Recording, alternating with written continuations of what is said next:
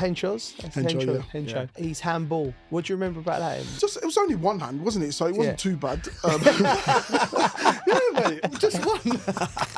Sol Campbell. We had some battles, man. Yeah. We're both units just running down, sprinting after this ball down the run, and we both looked at each other and went... We just went bang, and we both just dropped on the floor. Really? Man. Like two Avengers just hitting each other.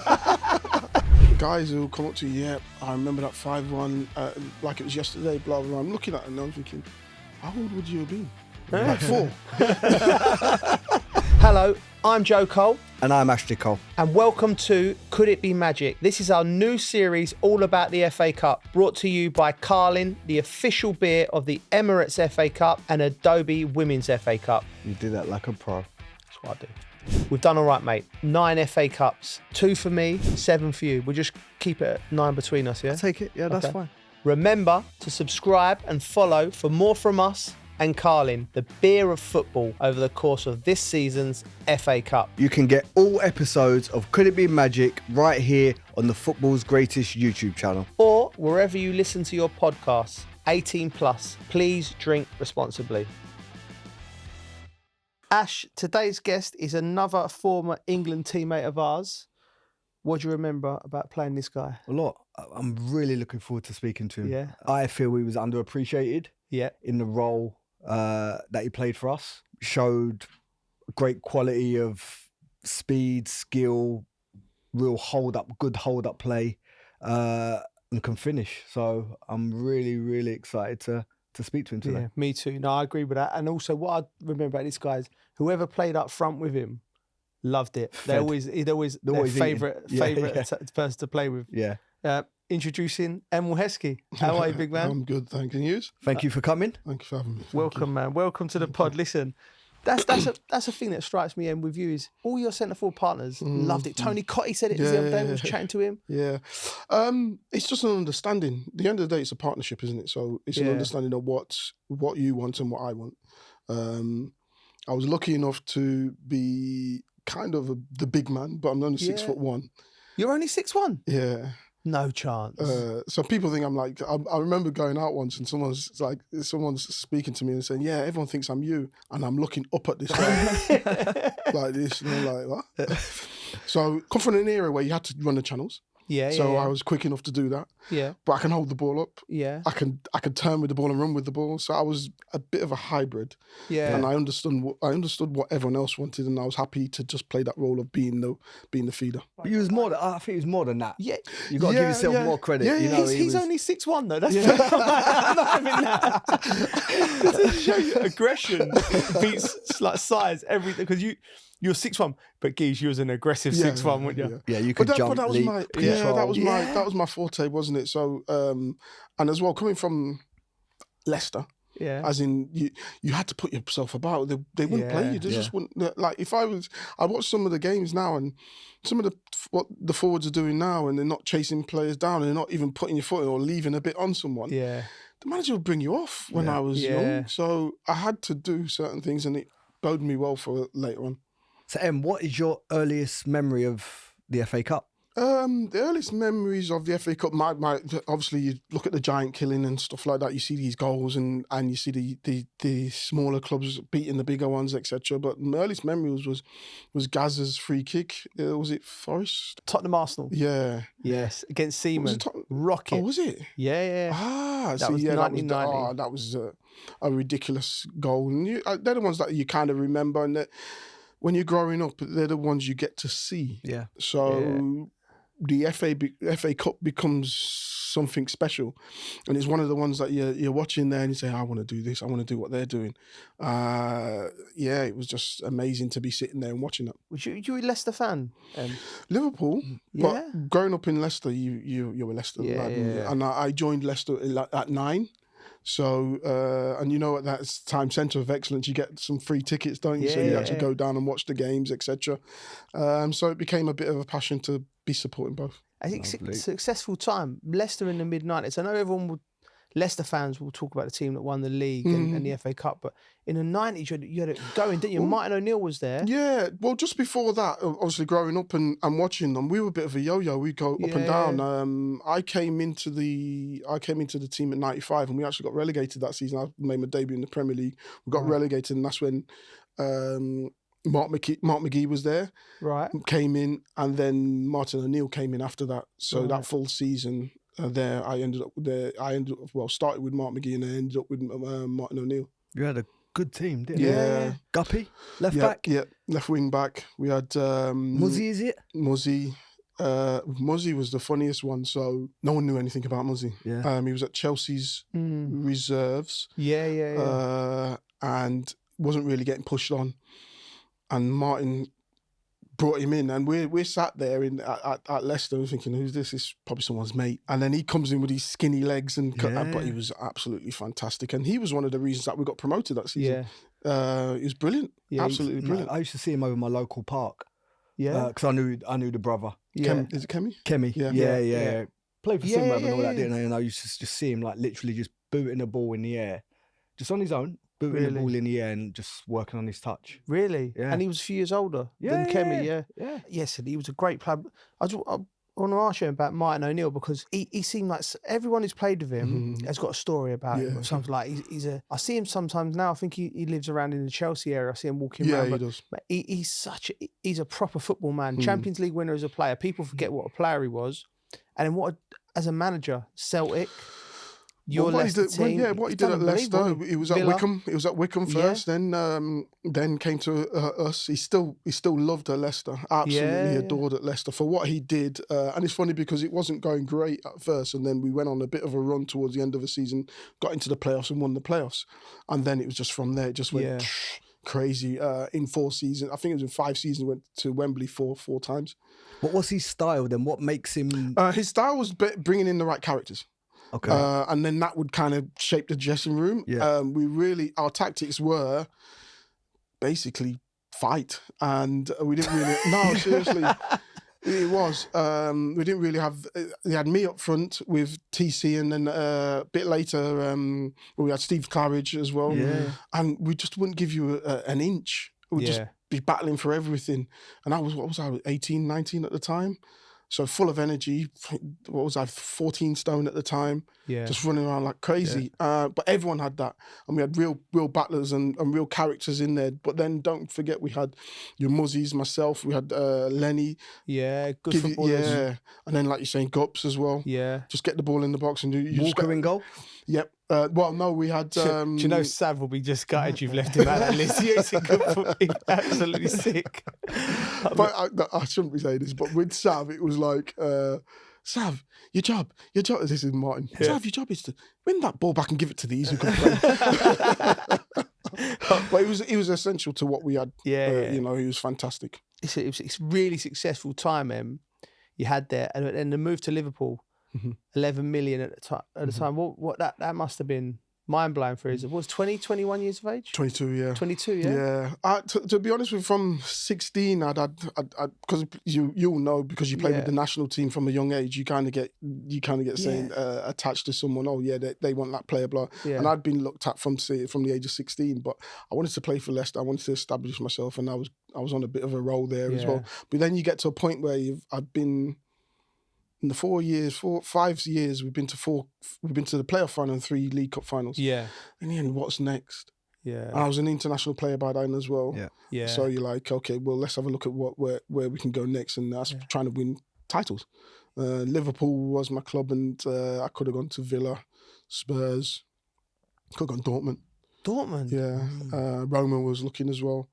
But in the time, I wanted to stay in the Premier, and I wanted to go to Liverpool, and then that came about. The fees are the fees. You can't do anything about that. But it was a lot at the time. I never thought about it, to be honest. It's when I look back, you're like, wow, okay. But that must have been like, you must have had to think twice then, because Robbie Fowler and Michael Owen. I was 22, and I was happy with how I was, and I knew what I was bringing, so I didn't really overthink. Oh, who am I up against? No, what club am I going to? Where am I going to play? That was my thing. So I never really overthought that. I met with Gerard, and he obviously said, no, we'll bring you in to play alongside Michael, because England under 18s, we played France in the Euros. Thierry Henry, Trezeguet, Anelka up front. And did you win that tournament? No, they won it and we came third. Julio was the manager, me and Michael up front. Right. So I think he'd seen that and I'd said enough. The toughest part of moving to a club is are you going to hit the ground running? And I was lucky enough to do that. Good dressing room? Yeah, very good dressing room. Young lads that I played with, like I played with Cara from 16s England. Okay, yeah, of course. So I knew David Thompson as well. Yeah. So I knew a lot of them players, and then it's just integrating, isn't it? And it was a good environment, to be fair, a really good environment. Liverpool tying it back into the FA Cup. I think you two would have played against each other in 2001. He broke my heart. We have done the full game, haven't we, on this Cardiff FA Cup final? It was an incredible game, wasn't it, Em? Yeah, it was. And your first FA Cup final. Yeah. What was that like? It was amazing. When the thing is as well, we was obviously we'd already won the League Cup. The FA Cup is what you grow up, and that's the one that you want to win. Everyone asked me which one is the best one that you won out of that year, and I was like, well, it's got to be the FA Cup because that's the one that we remember. As kids. Yeah. So obviously going to Cardiff as well, which is a little bit different, but I still thought, it's the FA Cup. Your family going that day out, etc. It was brilliant. Playing against your Arsenal side, which at the time huge, absolutely massive, great players, etc. Knowing that if we win this is an immense achievement. So no, it was good, and it's always hot them days as well, isn't it? Boiling, Cardiff, the roof. I love. We played a cup final against Liverpool with Chelsea, where the roof was on. Still one of the best atmospheres I've played at. Yeah. Did you love it? I loved it. I loved the atmosphere. Yeah. Always seemed to be hot. So from that moment you get in the hotel, I don't know what hotel you stayed in, but we stayed on like a little bit of the harbour. Mm-hmm. Yeah, I know. Yeah. It's like Cardiff's. Cardiff version. It looks. Yeah. But I felt, this is you're there cup final day. That just looking at your balcony, off your balcony, you're like, the sun's beaming off the water, and then you have that little journey to the stadium. You go down that little tight concourse, and you're like, I feel this, and then you get in. It's electric, right? The heat is up, but it was a hot day. Put that little bit of fire as you come out, and it's like, it does feel special. Even in Cardiff, it feels special. And you feed off the energy of the fans as well, don't you? You feed off that energy, and the toughest part is how you're going to use that energy. Yeah. It can be nervous energy where you're scared, or it can be that energy where it's just you just feed off and you get so much running out of it, and you can do more and more. Yeah, I don't know how we didn't win that game. I know. I remember watching Michael's final, isn't it? Yeah, because there's a Henshaw's. He's handball. What do you remember about that in that game? That was it was only one hand, wasn't it? So it wasn't too bad. Mate, just one. Nah, it's one of those things. It's just God's on your side at that time, because again, any other day that's blatant. Yeah. So we're not going to hold our hands up and say we probably should have lost that. And there was a couple of times, there was even a couple of one-on-ones that Thierry missed as well. I had one cleared off the line. Yeah. He shanked it then into the crowd. Who was at the back for Arsenal that day? So it was Tony Adams. Keown. And Keown. Yeah. I remember the goals, Michael Owen just... over the thingy, over the top, and then kind of showing him on his left foot, and he took it, and he still got it. The second one I got in trouble for. So is that the one that dropped in the box? Yeah, Keown said, "Hey, it's your fault that." Yeah, I've said it many times, this story, but it's your fault that. Like days later, and I'm like, I'm 19, mate. Like, what did I do wrong here? Like, you got to stay with your man in the box. To be fair, it's a typical Michael goal, isn't it? Just reaction. Yeah. Total reaction and finish. Yeah. You can't really teach that. You just got that in you to know where it's going to drop and to react and finish at the same time. Yeah. People don't realise how good Michael was. Well, actually, can I ask you about Arsene Wenger on that day? What was he like on the defeat? I remember half wanting to cry, but half not crying because you don't know what to do. But it was really emotional, my first final. As a player, you never know when you're going to get another chance or another opportunity. So it was a sad day for me, but I remember Ray Parlour coming to me after the game going, don't worry, you'll have many more opportunities to win it. And then you go into the dressing room and everyone is down, of course, but Arsene was very calming and assuring and going, yeah, we should have won the game. We didn't. Regroup and kind of go again. But he was very good like that. He was very good at just alleviate the pressure that comes with it. You know, after you lose, you know, your brain starts ticking, didn't it? But he was very calming with that. So he was great. But again, having senior players in the dressing room, people like Tony, people like Dave Seaman and the Keowns of the world, you know, said, okay, we lost the game, but we're going to go again and we'll be back here. We'll make sure we're going to bring you back here, Ash. So that kind of stuff, you know, really resonated with me, and I felt at ease a little bit more. That's good, isn't it? And also on the flip side, Gerard Houllier, because at this time, Liverpool were really, really pushing. You won the treble that year. Would you say that was your peak of your power? Was you at your peak of your powers during that time? I don't know about peak of my powers, but it was a phenomenal season in total for me, and even just year as well, 2001, where you go on. We still had the UEFA Cup to go to. We were still pushing, and we got there in the end for Champions League. And then we'll go on to do the 5-1 in Germany as well. So it was a very, very good year. That game, that year, so you won the treble and that 5-1 game. I think for people not understanding the context of football around the time, it was, you know, England had a really tough time. 2000 wasn't a great tournament for us. But all these young players coming through, and then Sven coming into it, and Germany were sort of on the ascendancies, and to go there, I wasn't in the squad. I went back to the 21s and I played the night before, and we won. We beat Germany 2-1. But I remember watching it. We were so good. You were so good, Em. I know Michael gets the headlines because he scored the hat-trick, but you scored as well. But you absolutely bullied. You was good as well, Carl. You're always good, though. Do you want me to give you your flowers there? But it was an interesting one, because when you lose your final game at the old Wembley, and the way that we lost it, I think Kevin Keegan left after that. Yeah, literally, we was in the 21s. Yeah. We came to watch your game. We came to watch the game. We lost that. And then you go over there, and they haven't lost at home in 50 plus games. Then they go 1-0 up as well for 7 minutes. But we had a really good. When you look at our team and everything, it was a fantastic team. Good run, couldn't we? When you think good players, Stevie, we just had some it was just pace, power. Like you had everything, to be honest with you.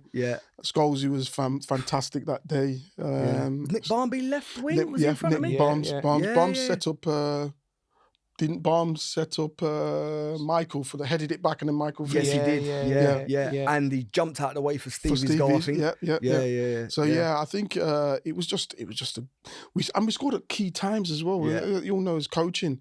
We scored to make it 2-1 just before half time. Put a dent in their sail. We had believed it, and we and then we just went on again after that. Just after half time, scoring again. You're like, we've got this now. So where does that 5-1 win in Germany rank as like proudest moments or? Oh, definitely proud. One of my proudest moments in an England jersey. Again, wherever I go, wherever I go in the world, and you see England fans, that's the one that I remember. And I'm like, and it's funny because it's all different generations as well. So got kids like guys who come up to you. I remember that 5-1 like it was yesterday. Blah blah. I'm looking at it and I'm thinking, how old would you have been? Like 4. It was more than football, though, wasn't it? No, it was. And that's the thing, when you go into in certain games, and we had it in the World Cup with Argentina, where Beck scored the penalty. Again, it's more than, it means a lot more than the football. So people will remember it for different reasons. People will actually remember exactly where they were at that time. People are saying, I was at a wedding and I'm trying to watch the game as well. It was just, that would probably be the one that stands out. I think whenever I played with him, what I loved about him, and you know, as a coach, you love that, is you never gave him a bad ball. So even if it was a little bit hit too long, he was honest enough and go, no, I'll chase it down. And he'll make it into a good ball. Or you put it on his wrong foot, he'll make it into something better where now he brings in players. So yeah, I love playing with Emile. If I'd have told you after that England-Germany game and how much it meant to us that 25 years later we'd have a German managing our England team, I mean, where do you stand on Thomas Tuchel? It's a good start. Yeah, look, I think he's got a task. Yeah, because as we all know, there's a lot of pressure when you're playing for the national team, and it seems that there's even more so now, where we were still able to let the shackles off and play a little bit. That it seems like they played within themselves. For me, at this moment in time, we've got your Phil Fodens and you got your Bellinghams. Bellingham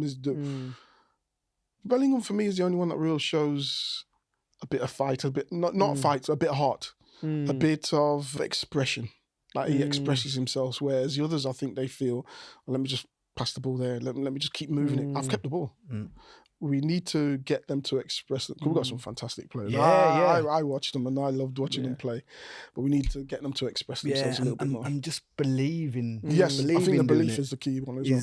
You know, I obviously had the privilege to be on that coaching staff and get to see up close how they work, how they think, how they breathe, how they view and see football, and they're good guys. They want to win. They've been so close on a few occasions now, but it's just, driving that belief within that group that you are good enough, but shackles off.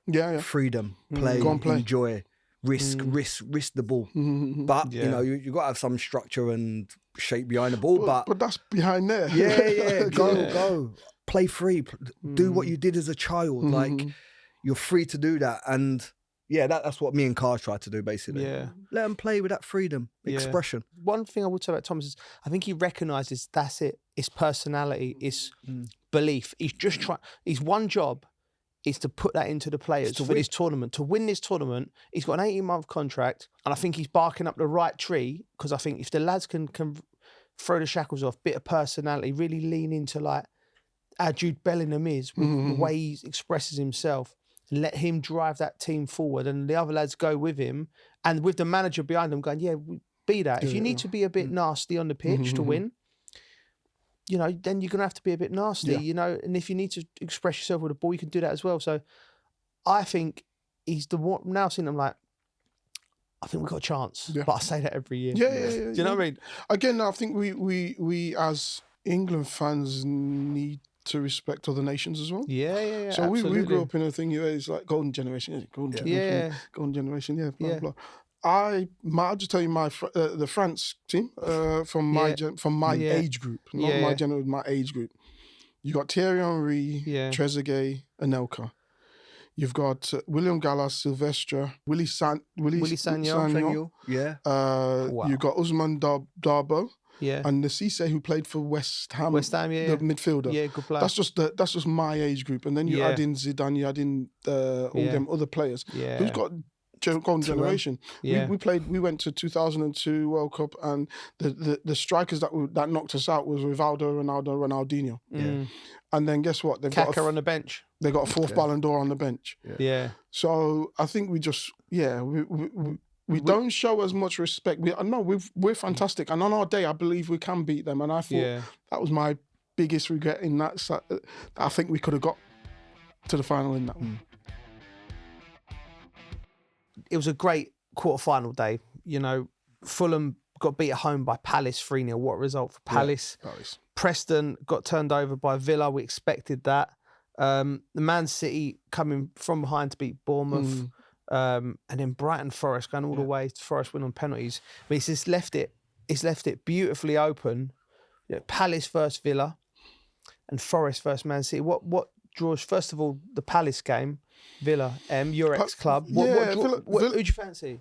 I think you can't. Palace is either way. To be honest with you, I think when you're looking at what Emery's done at Palace, at Villa, he's done fantastic. The expectation at Villa is super high.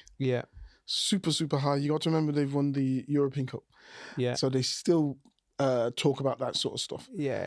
And when I was there, the owners were spending money. They're still spending money now, and they're spending it high.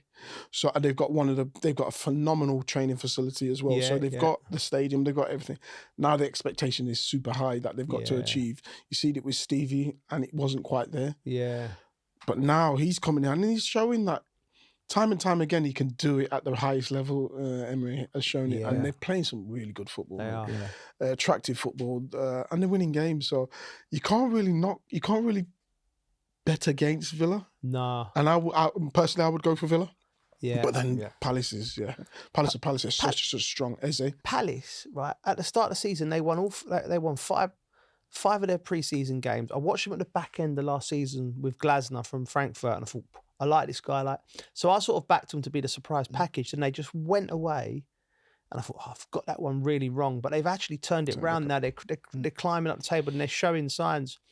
With Eze and Mateta as well, I think they're a problem. But I can't see past Villa as well, Coley. What about you? Yeah, no, I'm Villa all the way, I think. I've enjoyed watching Villa play this season. Good blend of youth, English players, good style, front foot, aggression, get after the ball. Crazy goalkeeper, but I love him. But I love him. Love him. I know who I would like to see in the final for two different reasons, but I think Villa's got the upper hand on that one. I think they're a little bit too strong. I think you're right. I think Villa will. I think Villa will just do it, but Palace have done unbelievably well. Yeah. Switching to the other semi-final, Forest versus Man City. The story of both of these teams is nobody would have called it. If you'd have said Man City would have fallen as far away as they have done at the start of the season, and Forest under Nuno, who by the way was the favourites for the sack. Yeah. To be where they're at. Yeah. This game, this is the semi-final for me. I'm like, you're gonna have the Forest fans there, be rocking at Man City don't know where they're at. Two contrasts of style. Where do you see this, Em? Good question. I don't think Forest can be complacent enough to think that Man City will just capitulate. But if they play in the style and the manner that they can, I think they could put it on Man City a little bit. If you're looking at wingers, Elanga, who's there, I don't think there's many direct and forceful wingers as Elanga and then Hudson-Odoi. I don't know if Callum. Yeah. So even though my son might not like it, but I'm going to go Forest. Yeah, really. And the Leicester fans might not like it either. The Leicester fans definitely won't like that. Forest Villa final. That's what I'd love to see. Yeah, that'd be good. I'd love to see that. We can't leave Manchester City without talking about KDB. I'm going to tell you something now. What I heard this week blew my mind. For me, he's been one of the best players to have played in the Premier League. He never won Premier League Player of the Month. Did he not? No, it's Seriously? wild. Yeah, it's wild, isn't it? The people giving out that award need to have their heads checked, don't they? Do you know what I mean? Because he's been I think he stands shoulder to shoulder with all of the greats. Vieira's, Keane, Gerrard's, David Silva's. All of them. He's one of the best, isn't he? What he's gave the Premier League, some moments, some passes, some goals, elite player, elite mentality, obviously. Was you at Chelsea with him? No. So I worked with him at Chelsea. He was obviously really, not worked with him, played with him, super young, but maybe didn't understand what it took to get to the next level. Really? To get to a Lamps level. He wanted to get there, but I don't think he could get there at that moment. Right. Him, Lukaku, Mo Salah, and you look at the careers they've all had now. Yeah. Sometimes it just takes that little break where they go, all right, not your time now. Go abroad, continue your trade, you learn, you grow, you develop. And then to now go from where he was at Chelsea to where he is now, on the brink of retire or the brink of leaving City, you're like, no, you gave this league. The league as well. It's interesting when it's the league. Because you're not just talking about Man City, you gave the league. The league. Yeah. He's done so much. For sure. For me, KDB, mate, pleasure to be around you and obviously be a fan and watch you. You legend. We're going to play a little blind ranking game with central defenders that you've played against in the Premier League. I'm going to give you 5 names. You've got to place them 1 to 5. Okay. And obviously we've played these games. You're not going to be happy with the final 5 because I think all of them could be 1 or 5. They're all top draw. Good. But which one do you want to throw out in first, Coley? Because we've thrown a few curveballs here. I'll throw him. Semi Hyypiä. played with him, played against him, I'd imagine. Yeah, I did. I'll probably say 5. Okay. But the reason, pace-wise, is very slow. Yeah. But reading of the game, he rarely got into that position where he was in trouble in that sense, and knew how to get himself out of them situations. Yeah. The amount of times I tried to draw him out, and that's one of the things that you try and do. You try and draw him out of a certain situation. Like, is more favourable to you, but he wouldn't do that. He wouldn't take the bait. No. That's interesting. Yeah. I'm gonna go. Right, I'll choose this one. Yeah. Sol Campbell. Oh, because I know that's gonna throw him a little bit. I'll say 1. 1? Yeah. Really? Yeah. Big Sol, yeah? Yeah, we had some... I'm not like I know Sol's a legend. Yeah, we had some battles, man. Yeah. Both similar sort of sizes. Yeah. I remember playing against him at White Hart Lane when he was at Spurs, and we're both running down the wing, and we're both units just running down, sprinting after this ball down the wing, and we both looked at each other and went,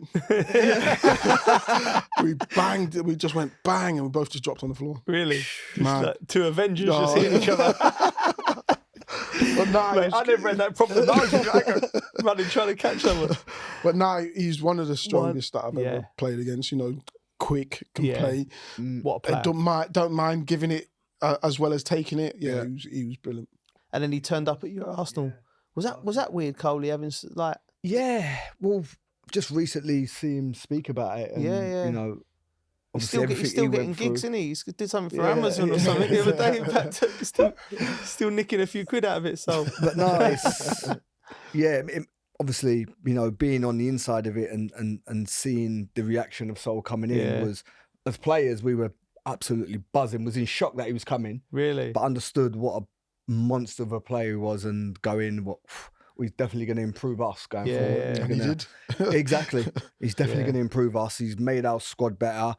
He'll get in the team and start. And he was a good person to be around. He had a great relationship with everyone. And again, I learned a lot from him. Yeah. He was an older, more experienced player than me. And we had a good partnership in the defence, and I really learnt a lot from him. And great character to have around. What a player, Sol Campbell. Right, I'm gonna throw Tony Adams.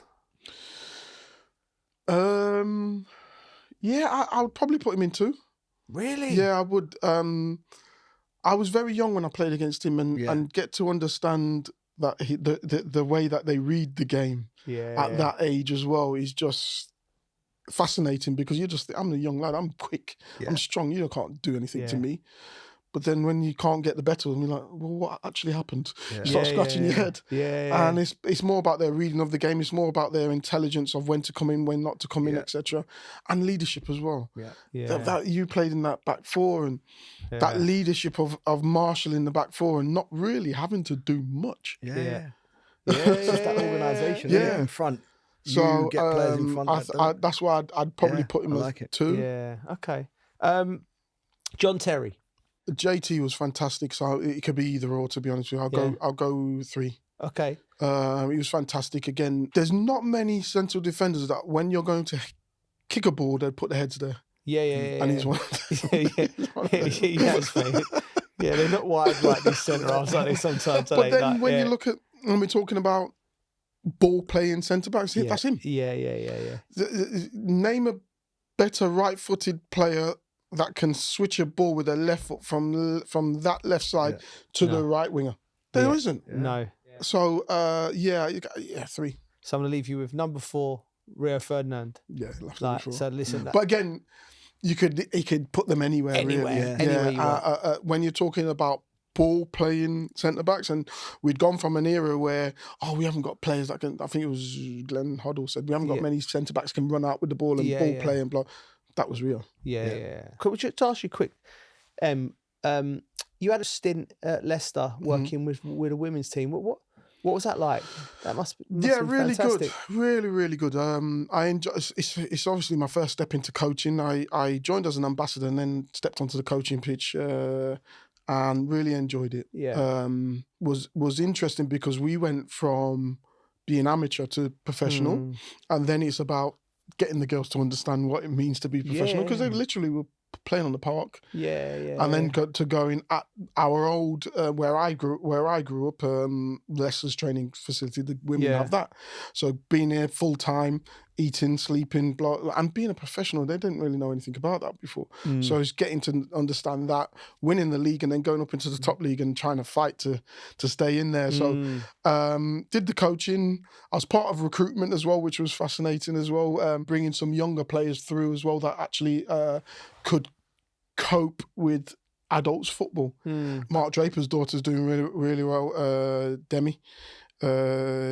She's doing really well. Yeah, so it's interesting. It was good. I enjoyed every minute of it, and it's growing. We were getting probably 2,000 to 3,000 fans, going from a couple of hundred to now 3,000, 4,000 fans is great. Yeah, it's a fantastic. Got to be proud of that. Yeah. I think for myself and then for the club as well. The club put their money where their mouth is. It's one thing having a women's team and saying, we've got a women's team, but actually backing them to actually perform and to progress as well. Because it's not just about stagnating and just standing still. No, you got to progress, and they've done that.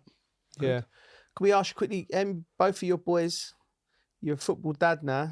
They're both doing very, very well. Yeah. Jaden and Reagan, 19 and 17. 19 and 17, yeah. I've enjoyed the journey. Just to watch them play and enjoy it as a dad, and not necessarily as a coach or anything, like just enjoy their time as a dad and just watching them progress and play. They're arguably at one of the best academies to do it, that and Chelsea. So I didn't really need to step in as much, only probably just to make sure they're actually pushing themselves hard enough. Technically and tactically, they've got the coaches to do that, and I can actually sit back and just enjoy and watch them progress, which is good. I've loved it. Yeah, and that's I think that's the right thing to do if your boys are playing football. It's difficult. It depends on your character, because I've seen ex-players and they're literally on the touchline coaching their son. You're not the coach. And that's one thing I didn't want to do. I didn't want to confuse my son and say, you got to do this, make sure you do that. I was like, but I don't know what the coach has told him to do. If the coach has told him to do that, then he's doing the right job, isn't he? Yeah. But if I tell him to do something else and then the coach said, well, why didn't you do this? I need you to do this. And I don't know what the coach has told him, so I'm better off just sitting back and just enjoying watching him play. I think that's a great point he makes there in terms of, understanding your role as a parent. Even though you was an ex-player, sometimes you've got that urge to go, no, I know what's best for my son. I know what's best tactically for him. Is going, well, no, the coaches and staff are going to help you, and I'll do the other part of the discipline side of the hard work, the hunger, the desire. But you stay back and you're just calm and you work from the backgrounds. Really, I like that. I like that. Yeah. Carling, as the beer of football, is all about bringing mates together. We all love getting one over each other, especially when it comes to quizzes. So me and Ash are going to play Cole versus Cole, a little bit of FA Cup trivia brought to you by Carling. So what are we doing today? Today we are playing FA Cup cult heroes. Emile is going to describe an iconic FA Cup moment, and we have to guess who the cult hero is. Right, Coley, I'm going to flick the coin. Yeah. Heads or tails? Heads, please. Tails it is. So I'll go first, yeah? Yeah. Okay. I'll let you go first last time. Oh, he's missed. Always a trick shot. All right, Joe, you're first. You ready? Yeah. Scored a wonder goal in a final for Wimbledon in 1988. When were you born? 1981. Okay. Scored of Laurie Sanchez. Wait, give me a chance to think. What? I've got it though, right? Yeah. Boom. Now yours, Ash. Yeah. Scored twice for Crystal Palace in a dramatic 1990 final against Man United. Is it Mark Wright, Jeff Thomas, Ian Wright? A, B, or C? Oh, this is Thomas. Incorrect. Is it Brighty? Can I try and steal? I'd say Brighty. Ian Wright. Was it? We both got it wrong. Kept a clean sheet for Portsmouth in the 2008 final at 38 years old. I know Is it already. It A, Shaka Hislop, B, David James, C, Brad Friedel? J-Mo. Shaka, man. Come on, mate. Yeah. Shaka was about in 2008. Shaka. See the dirty tactics this guy's trying to... Was the hero for West Ham in the 1980 final, scored the only goal. A. Alan Devonshire. B. Frank Lampard Sr. Or C. Sir Trevor Brooking. I'm going to go Lampard Sr. No, C. That was the semi-final. Frank's dad scored. I'll go Trevor Brooking. Yeah. Now for question 3, scored a last-minute header for Wigan against Man City in the 2013 final. Is it A. Jordi Gomez, B. Callum McManaman, or C. Ben Watson? Ben Watson. I know it. Correct. I remember more about FA Cup than general life, I think. I don't even know what I had for breakfast today. You don't know your age. I don't know how. Right.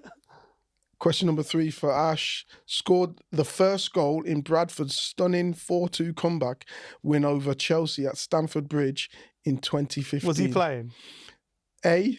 John Stead, B. Philippe Moraes, or C. Andy Halliday? Sorry, but why am I getting the hard questions? You lost the toss. You lost the toss. Like cricket. Let's just go Halliday. John Stead, sorry. Oh, really? Moraes scored as well that day. I don't know how I remember this. I can, Jesus. I don't know. 2015, I was on the beach in LA. Question number 4. Scored that incredible free kick in the 1991 semi-final for Spurs against Arsenal. Is it A. Gary Lineker, B. Paul Gascoigne, C. David Howells? Just say Lineker. No. Just for the game. No, not for the game. No, that's not happening. I'm not putting myself out there. People will know I'm lying. Gaza, Okay. bang. Yeah. For number 4 for you, saved a crucial penalty in the 2005 final shootout for Arsenal. A. Manuel Amunia, B. Jens Lehmann, or C. Chesney? Almunia. Lehmann was still about. You just got your I was ear as playing well. with him. It's not going too well for you. Is this the norm? This is pretty much it, yeah, mate. Is it? Right, question number 5. Converted a penalty in extra time against Spurs to send Portsmouth through to the 2010 FA Cup final. Is it A. Carnu, B. Frederick Picquignon, or C. Kevin Prince Boateng? Kevin Prince Boateng. How do you fucking know these? I know. We played him 2010 and he took a penalty and he missed. And I think the goalie clocked it in the semi-final. Yeah. Ah. Yeah. I've had a clean sweep there. Yeah. Right. Okay. 5-0, mate. Number it's 5 tampering.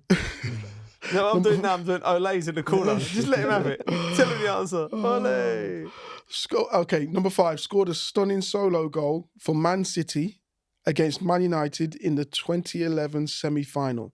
Is it A. Dzeko, B. Yaya Toure, C. Sean Rice-Phillips? I don't know this. I'm going to go Sean Wright-Phillips.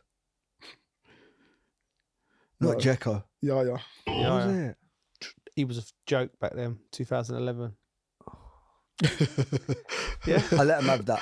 Just so everyone knows, we spoke before. So you got one more. Number 6. Kept Man United in the 1990 FA Cup final replay with a string of unbelievable saves. Is it A. Peter Schmeichel, B. Jim Leighton, C. Les Sealey? I'm going to go. I think I know this. It's not Schmeichel. It's Leighton or Sealey. I think it's Les Sealey. He didn't play many games for Man United. Les Sealey? Yeah. Yeah. He's on fire. Right, Ash. Final question. Netted the only goal in the 2000 final for Chelsea, securing a 1-0 win over Aston Villa. Is it A. Zola, B. Drogba, or C. Roberto Di Matteo? Roberto Di Matteo. Get in there. Champion. Don't edit out, mate. He wants to win everything. Oh, no. That's all from us for this episode. Thanks to Emile Heskey for being with us. Always a pleasure, mate. Thank you. Brilliant. Very insightful. Really enjoyed it. Yeah, and good luck to all the teams taking part in the semi-finals. This has been football's greatest Could It Be Magic, brought to you by Carlin, the official beer of the Emirates FA Cup and the Adobe Women's FA Cup. We'll return with episode 7, looking ahead to the FA Cup final next month. Remember to subscribe and follow the show, and we'll see you soon. 18 plus, please drink responsibly.